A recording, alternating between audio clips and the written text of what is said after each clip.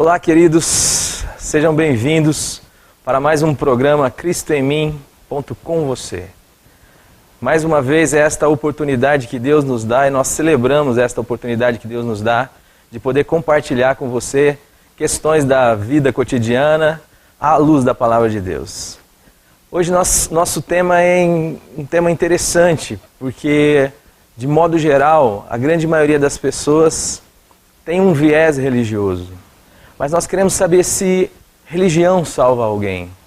Religião salva? Este é o tema do que nós queremos debater hoje com você. Dentro do nosso programa, nós gostaríamos também de que você participasse conosco, que você fizesse parte por meio do Facebook, que estará aparecendo aí, interagindo conosco pelo site www.piblondrina.com.br. A sua participação é muito importante. Participe conosco, chame os seus amigos, seja você também um canal da graça de Deus, avisando os seus amigos, os seus parentes, para participarem aqui conosco, todo sábado, 11h30 da manhã, de forma inédita, e durante a programação, os reprises. Faça parte, nos ajude a divulgar, ajude a dizer aos seus colegas de trabalho, aos seus colegas de faculdade, para que cada dia mais nós possamos estar trazendo esta mensagem do Evangelho da graça de Deus em Cristo, debatendo dentro de uma perspectiva mais atual, presente, mais viva, no que diz respeito à vida das pessoas. Você é sempre nosso convidado e você é sempre muito bem-vindo. Faça parte desse programa você também. No programa passado você acompanhou uma discussão a respeito da religião. Ela pode me salvar? Será que preciso carregar o jugo pesado? É possível eu me auto-santificar a mim mesmo? Até onde a graça de Deus pode me levar e me conduzir?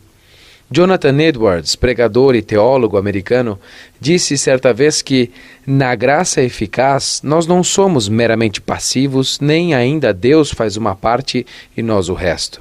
Mas é Deus quem faz tudo e nós fazemos tudo.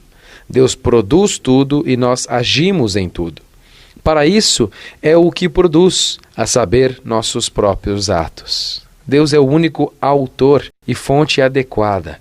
Nós somos somente os atores dessa fonte. Nós somos em diferentes aspectos totalmente passivos e totalmente ativos. Será que Edwards compreendeu a graça?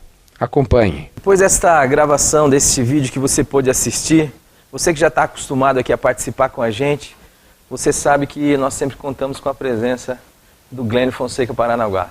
Muito bem-vindo, meu querido. É uma alegria. A gente está sempre junto, pensando, repensando, analisando estas verdades eternas de Deus. A questão se Edwards compreendeu a graça de Deus, eu acho que ele foi bem em cima da mosca.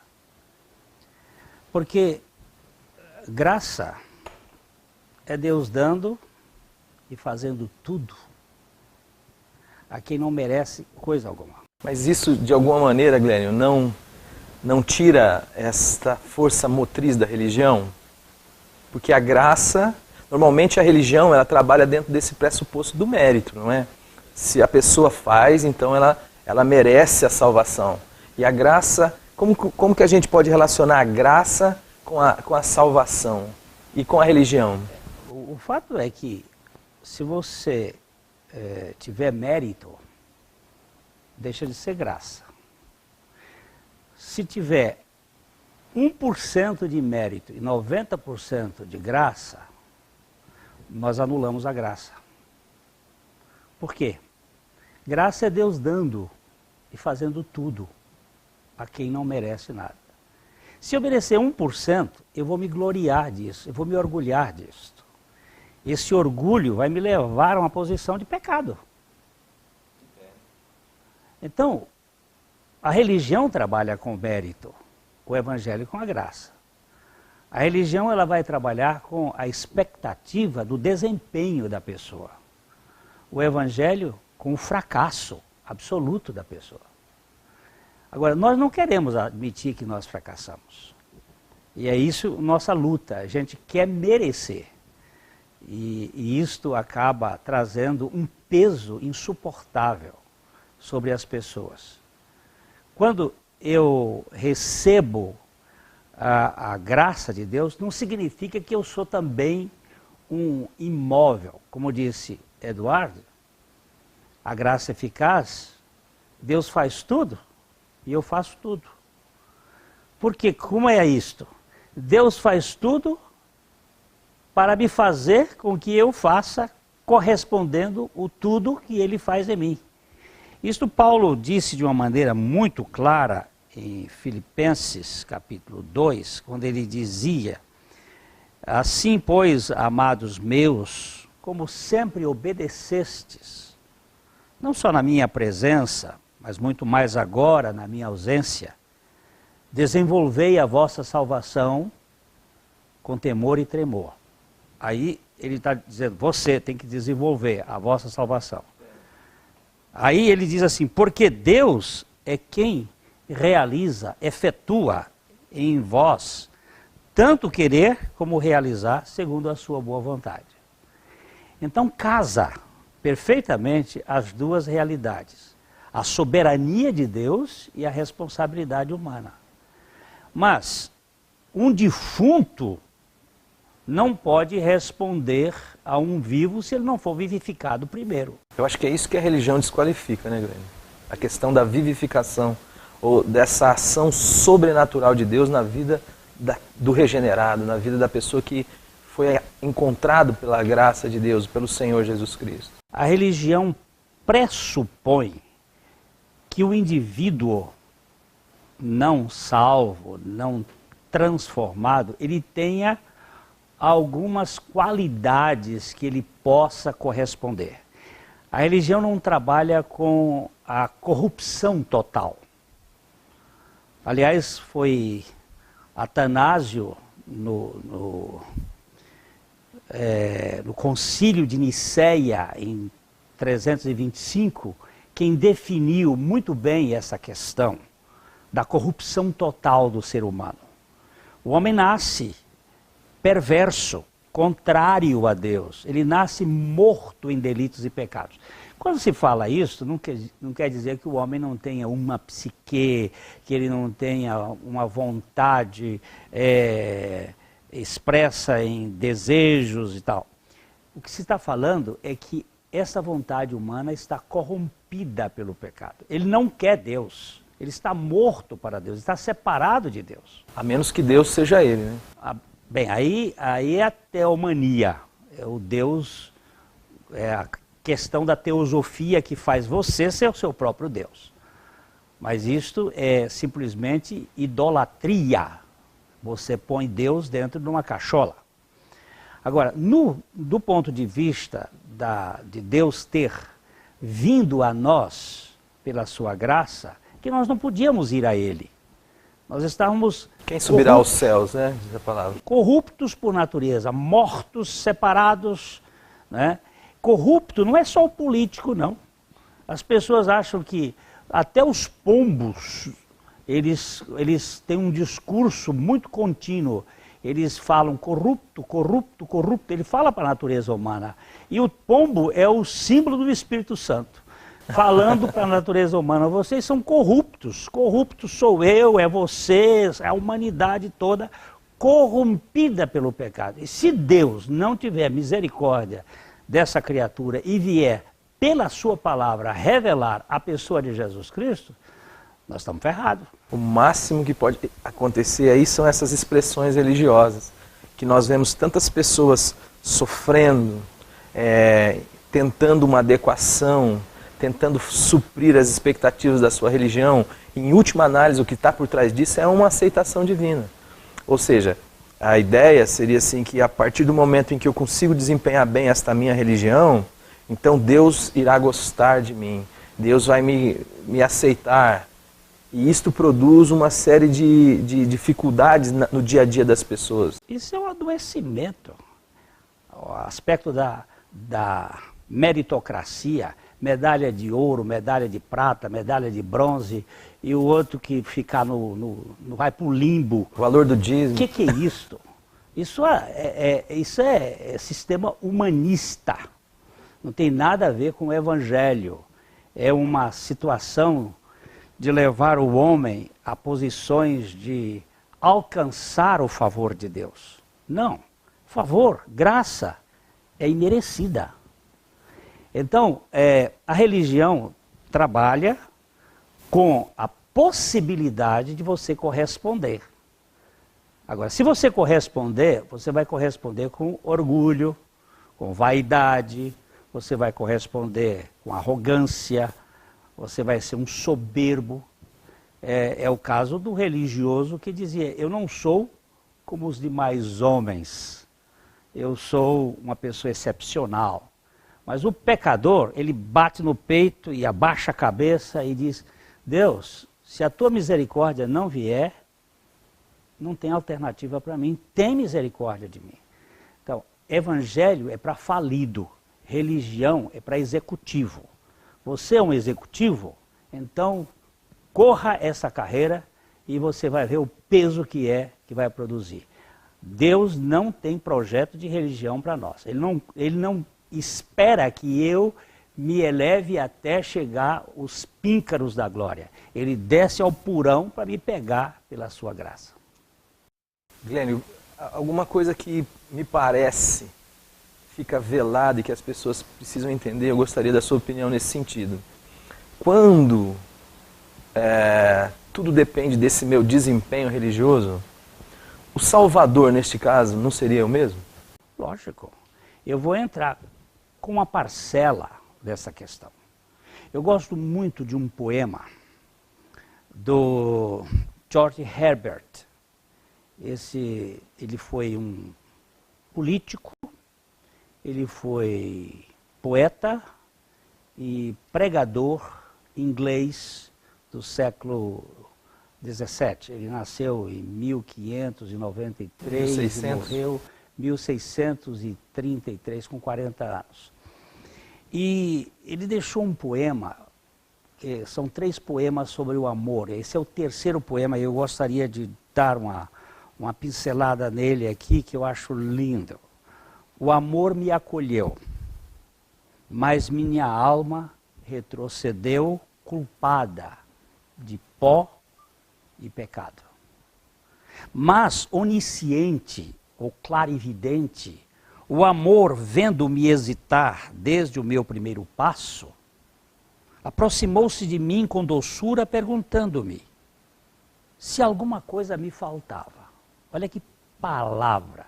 O amor aproximou-se de mim com doçura e perguntou-me se há alguma coisa que me faltava. Ser um convidado, respondi, digno de estar aqui. Olha a palavra. Ser um convidado digno de estar aqui. O amor disse, tu és o convidado. Que coisa. Eu? Mal? Ingrato? Oh, meu amado, não posso olhar para ti. O amor me tomou pela mão e sorrindo respondeu. O amor me tomou pela mão e sorrindo me respondeu. Quem fez esses olhos, senão eu?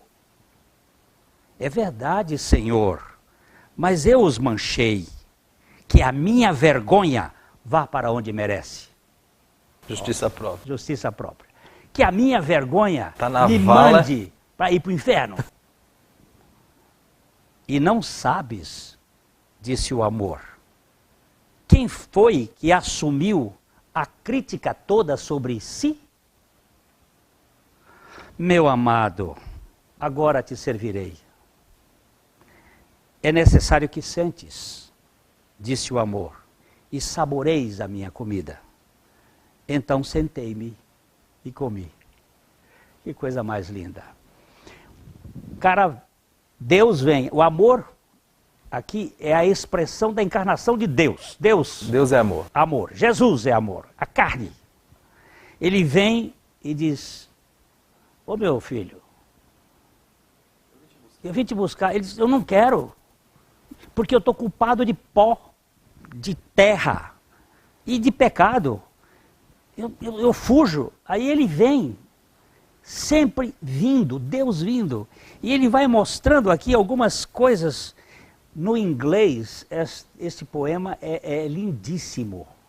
Na tradução ele não fica tão bem, mas ele mostrando que ele se aproxima com doçura. Clarividente, ele sabe que eu estou fugindo dele. Então o amor diz, quando ele pergunta, está faltando alguma coisa? Ser um convidado digno. Nós queremos ser sempre dignos. Nós queremos até ser convidado, mas pela nossa dignidade. Dignidade. Que eu mereça ser convidado. É diferente por exemplo, do filho pródigo, que depois que foi para o chiqueiro, e é preciso o chiqueiro para o sujeito chegar ao fim de si mesmo, ele vem arrastando-se e diz, eu não sou digno de ser chamado teu filho. Mas o pai nem toma isso como consideração.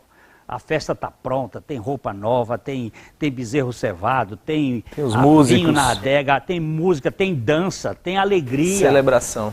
É acolhimento. E ele vai aqui mostrando que o cara diz assim, mas eu sou um ingrato, eu sou mau, parece... chamando atenção. Isso aqui não é arrependimento, não.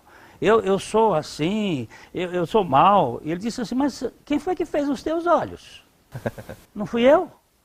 Ele disse, mas eu os manchei, e eu que mereça, e cantando a música do Roberto Carlos, e que tudo mais vai para o inferno, e eu também, e eu mereça. Agora, ele diz assim, e não sabes quem foi que recebeu toda a crítica sobre si? Tu não sabes que é um cordeiro que assume o seu pecado? E aí ele diz assim, meu amado, então te servirei. Quem é que diz que eu estou querendo seu serviço?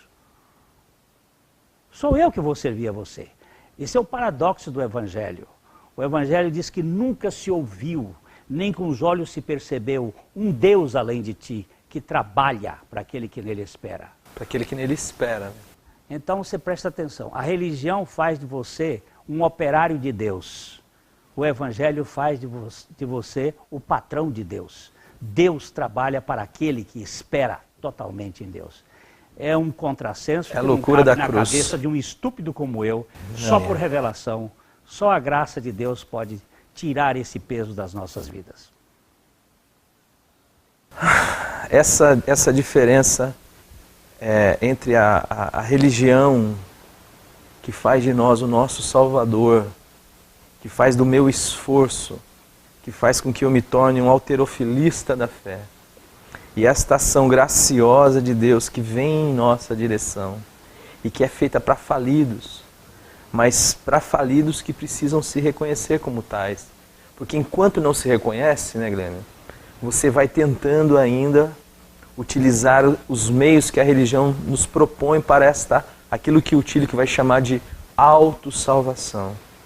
É uma salvação autoproduzida. Na verdade, graça não existe. Até a graça perde o seu conteúdo, né? Deixa de ser graça, passa a significar uma outra coisa. Tanta gente que paga pela graça recebida, o que é um absurdo e um contrassenso. Talvez você esteja vivendo a sua relação com Deus na mesma perspectiva, sustentado pelo seu braço. Talvez você não saiba que isso significa religião e que o que Deus tem para você é sobrenatural. É a graça de Deus vindo em sua direção, conhecendo como aquele que fez os seus olhos e que sonda o seu coração, tudo o que se passa no seu pensamento, na sua mente, tudo o que você faz, e te conhece tão perfeitamente que não tem como você se esconder dele. Mas ele ama você e ele vem em nossa direção, e Jesus Cristo é o poder de Deus para poder nos salvar de nós mesmos e dessa hipocrisia que faz com que a gente aceite o caminho da inverdade e passe a viver esses meandros onde eu tento ser uma outra pessoa, uma outra coisa, para ver se consigo ser aceito diante de Deus. Este é o tema que nós estamos debatendo. Nós vamos para um pequeno intervalo, logo em seguida nós voltamos para falar com você.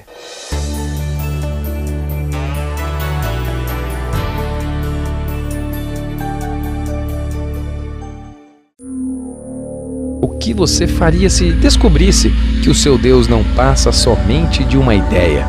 Que Jesus veio abolir a religião. Se a religião é tão boa, por que tem causado tantas guerras? Por que construir igrejas enormes se não conseguimos alimentar os que precisam? E se você então soubesse que religião é como tentar dar banho e perfumar um porco, que seguir uma lista de comportamentos não lhe faz diferente dos outros, muito menos filho de Deus. Se eu lhe dissesse que o cristianismo não é uma galeria para os bons, mas um hospital para os quebrados. Que a religião vive dizendo faça, faça, enquanto Jesus Cristo disse está feito. Que a religião deixa você cego, mas Jesus lhe faz ver? Que religião é o homem buscando a Deus, enquanto que o verdadeiro evangelho do amor é Deus buscando o homem? E se então você soubesse que o sacrifício de Cristo é o único de que precisamos? Desconstruindo a religião. Estudos realizados pelos pastores Glênio Fonseca Paranaguá e Alexandre de Oliveira Chaves. Disponíveis em vídeo no canal da Igreja na internet ou à venda na livraria PIB Londrina.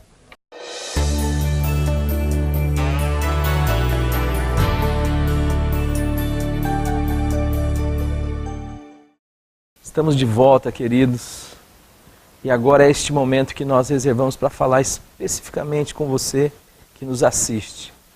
O tema que nós temos tratado é religião pode nos salvar? Religião nos salva? Religião salva?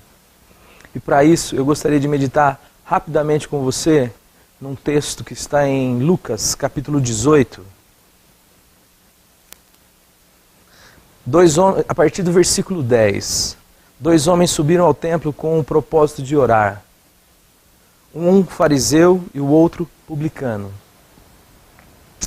O fariseu, posto em pé, orava de si para si mesmo, desta forma: ó Deus, graças te dou porque não sou como os demais homens, roubadores, detratores, adúlteros. Antes jejuo 2 vezes por semana e dou o dízimo de tudo quanto possuo.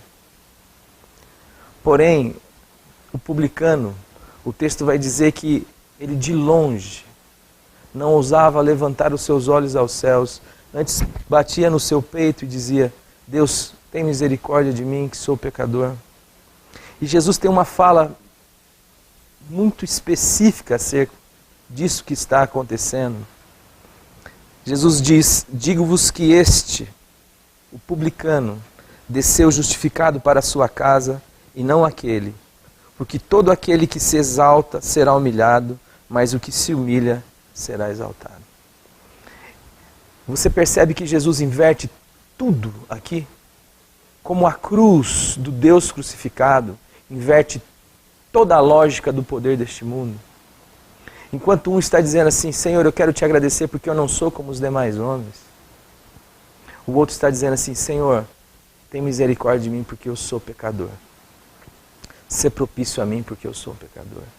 Enquanto o religioso, o fariseu, que é a figura do religioso potencializado, ou seja, ele é aquele que frequenta a sinagoga, frequenta o templo, a sua relação com as escrituras é uma relação de intensa profundidade, ele lê muito, ele estuda muito, ele é alguém que está aplicado em suas orações prolongadas, em seus jejuns.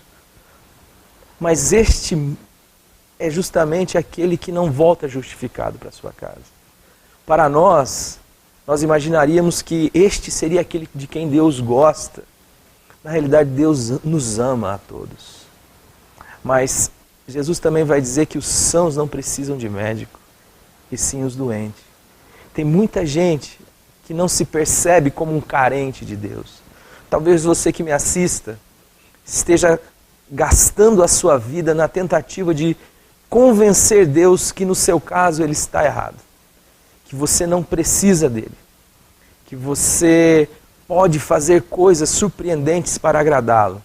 Queridos, isto é desdenhar do sacrifício da cruz do Calvário. Antes, o que Deus quer é que você se reconheça como um carente dele, porque ele tem graça para você. Que você se reconheça como um pecador, mas também possa reconhecer nisto o tamanho do amor de Deus pela sua vida, porque a palavra de Deus vai nos dizer que Deus nos amou de uma tal maneira que Ele deu o seu Filho unigênito para que todo aquele que nele crê não pereça, mas tenha a vida eterna. Religião não trabalha com vida, trabalha com comportamento. Ela não salva, ela acaba produzindo em nós um espírito que faz com que a gente se ache melhor do que os outros. O Evangelho, ainda que nos humilhe por causa do amor gracioso de Deus, é aquele que nos traz esperança, porque Jesus ressuscitou e Ele é a nossa vida. Na cruz você morreu, na ressurreição de Cristo você renasceu, e isto agora faz com que Jesus seja a sua vida. Há uma diferença brutal entre uma religião que não salva e um Evangelho que é o poder de Deus para a salvação de todo aquele que crê. Que você possa experimentar esse amor de Deus na sua vida. Uma palavra, Glênio. O apóstolo Paulo, que foi um religioso de primeira linha, ele era um fariseu, ele foi top, candidato ao prêmio Nobel da espiritualidade, se houvesse. Ele, no final, ele escrevendo a sua carta aos Romanos, ele diz assim: pois não me envergonho do Evangelho, porque é o poder de Deus para a salvação de todo aquele que crê. Primeiro do judeu e também dos gentios, dos gregos. Visto que a justiça de Deus se revela no Evangelho de fé em fé, como está escrito: o meu justo viverá pela fé. Está claro que religião não salva, porque ele considerou a sua justiça própria como esterco, nem é esterco, refúgio, como uma coisa que não tem nenhum valor, por causa da sublimidade de Jesus Cristo. Só o Evangelho pode salvar você, de você mesmo, da sua arrogância, da minha arrogância, do seu orgulho, para que nós possamos viver pela fé, na suficiência daquele que nos ama incondicionalmente, amor eterno, lá na cruz, revelado de maneira crucificando a nossa natureza perversa. Que Deus trate com o seu coração, porque aqui é uma conversa de um velho de coração para coração. Amados, a expectativa do nosso coração é que de alguma maneira este bate-papo possa servir para abençoar a sua vida. Mais uma vez eu reitero que você é sempre o nosso convidado. A razão de tudo isso aqui é a glória de Deus. E a glória de Deus sendo manifestada na minha e na sua vida. Convide seus amigos sempre, dê um toque, chame, avise, e que você possa sempre participar conosco. Muito obrigado pela sua participação, um grande abraço a você e que Deus abençoe toda a sua família.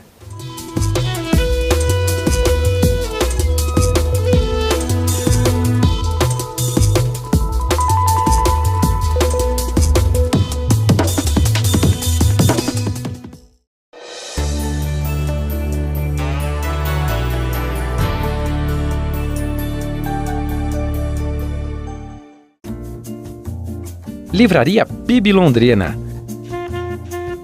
Na Livraria PIB Londrina você encontra os diversos títulos e obras completas da literatura cristã. Autores como John Stott, Agostinho, Martim Lutero, Dietrich Bonhoeffer, Hernandes Dias Lopes, Chesterton, Francis Schaeffer, Brennan Manning, William Young, Jonathan Edwards, entre outros.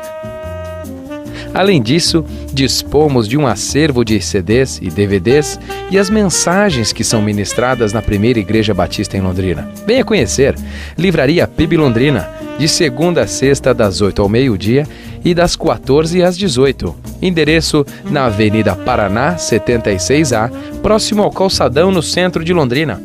Ligue para 3372-8921.